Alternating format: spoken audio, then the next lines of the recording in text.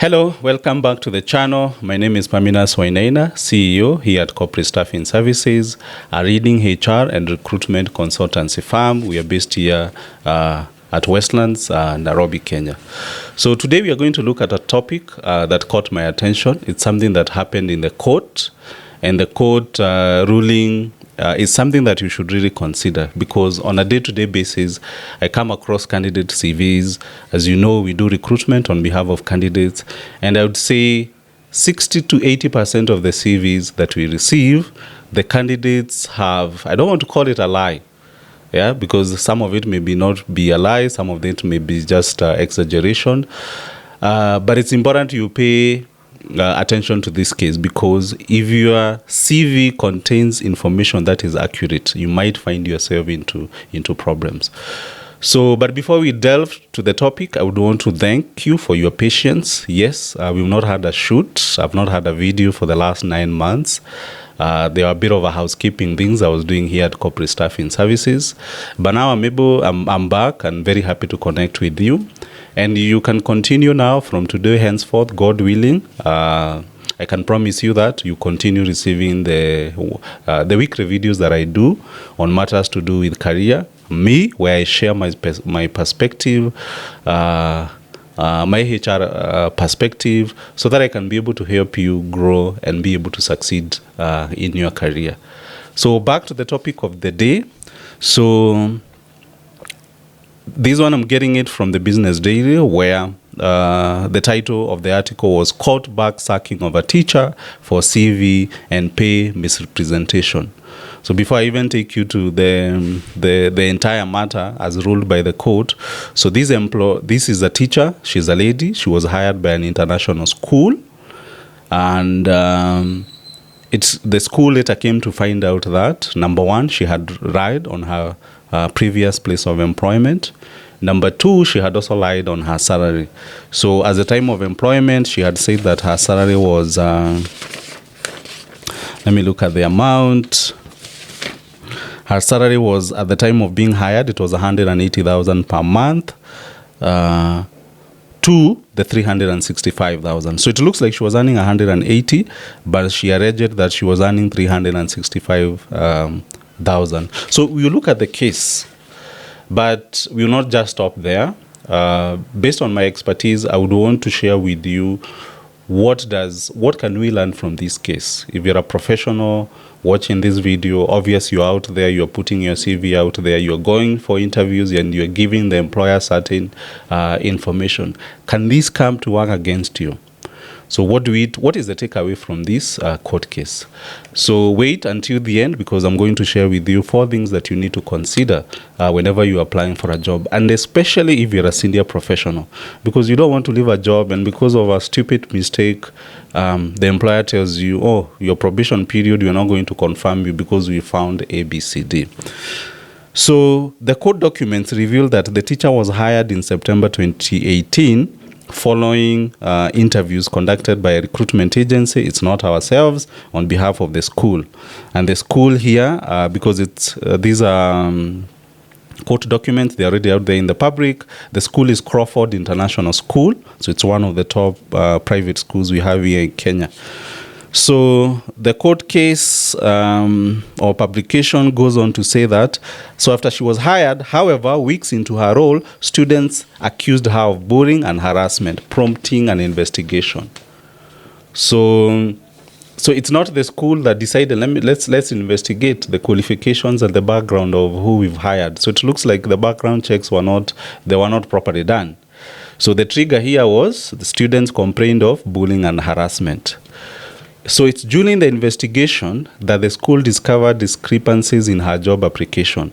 So what the school did is, beyond the complaint that was raised by the student, they said, oh, let's look at this person's qualification. What did the previous employer say? So it looks like that's what prompted them to dig further.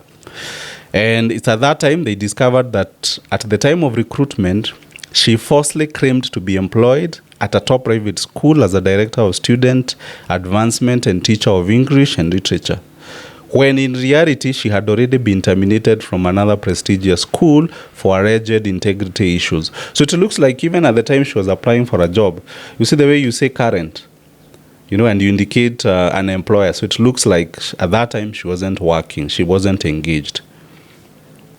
I continue. The court judgment shows that the employer also discovered that she had inflated her salary with the previous employer from Kenya shillings 180,000 to 365,000. A misrepresentation the court termed a deal breaker. So the court, and this is the judge that ruled, the judge name is Justice Ndoro, found that this misrepresentation on its own account was a deal breaker. I continue. The claimant obtained employment by deceit, and the employer was within the law to terminate the employment on this ground, Justice Ndoro said, adding that dishonesty during recruitment breaches the faith inherent in the work relationship. I hope you got it. So it means that if you are hired and during the course of your work, it doesn't matter even how good you are, if the HR or the employer can go back to your file and they find that there's you had omitted or mispresented some material fact, those can be grounds for termination. And not just any termination, gross misconduct termination. And this is where you're not given notice. You're not given the 1 month notice. The employer just invites you, and within a few days, you don't have a job. Yeah. So the teacher counter-argued that the initial accusation was a school, and so she doesn't understand how the matter ended up now being about her qualification and with her previous employer. However, the court found that the employer adhered to fairness. Why? There was evidence that the teacher was issued with a show cause notice when new evidence was discovered, and she was given an extension of time to respond. So it looks like when they started the investigation on the student complaints and then went to her CV and her salary details, the teacher raised a concern, like, why are you doing this? The original matter was this. Why are you accusing me of something totally different? I mean, I'm already your employee. But the judge ruled that she was given enough time to even respond to that. So what we are finding that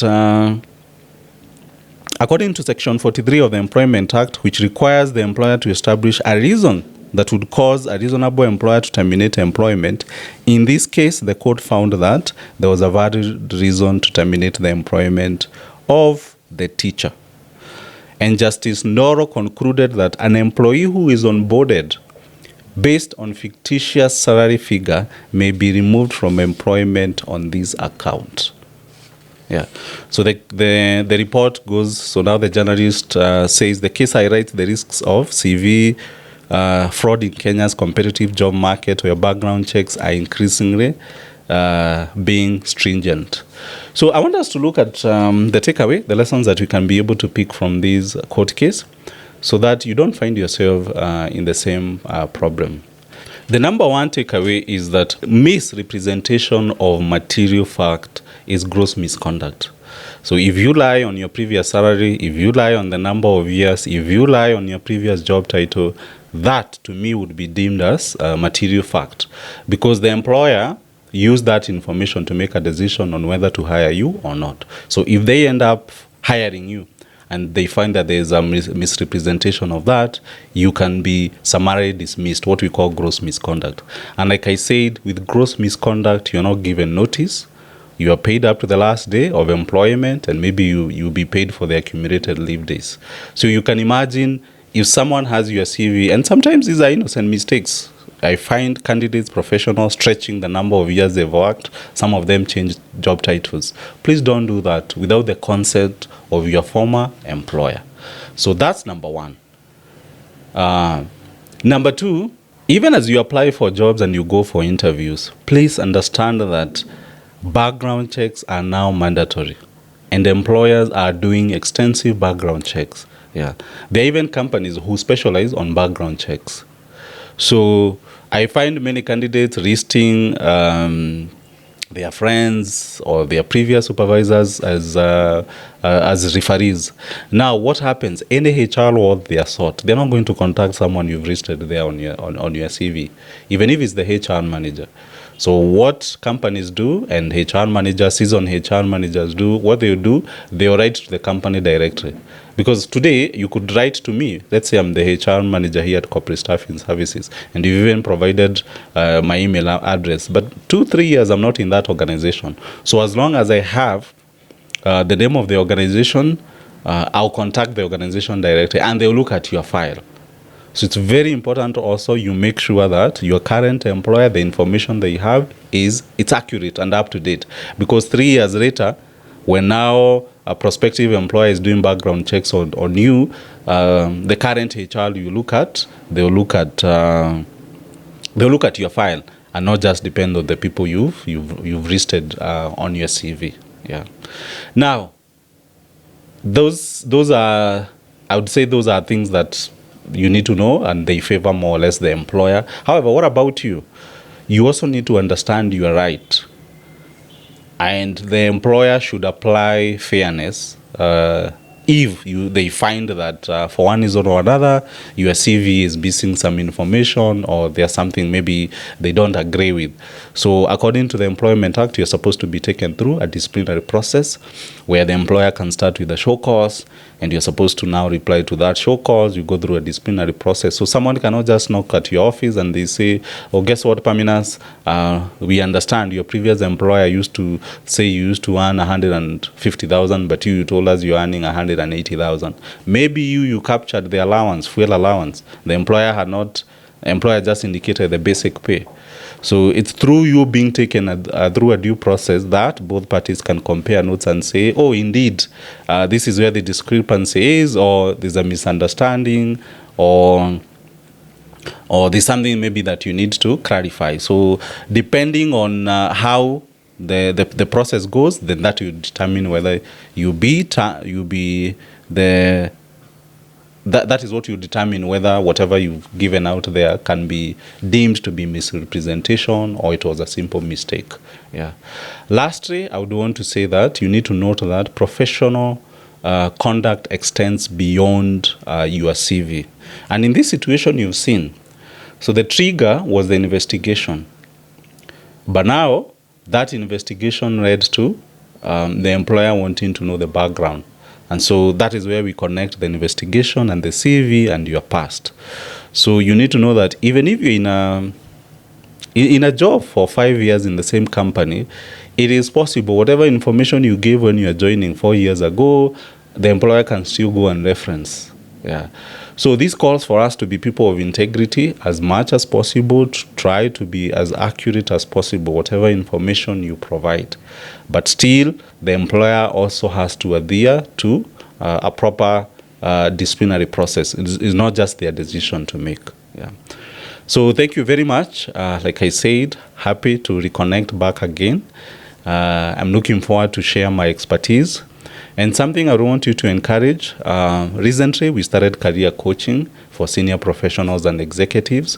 So if you feel that your career is not going the direction you want, then you have someone to talk to. I know there have been a lot of changes. You know, we are talking about AI, we are talking about redundancies, we are talking about the careers that we had 2-3 years ago are no more. The job space is very competitive. It's tough also for businesses. So at times you need to talk to an expert, you need to talk to someone who can be able to guide you. And like I always say, if you are sick, who do you talk to? You go and see a doctor. If you have a car and it has issues, you don't go to a doctor, you go to a mechanic. So I'm here to tell you that we do offer that service, career coaching.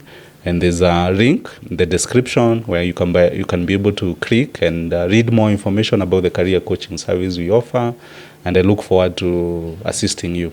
In the meantime, so that you don't miss on any episode, any video that we post, please do subscribe, and I look forward to engaging with you next time. Thank you so much.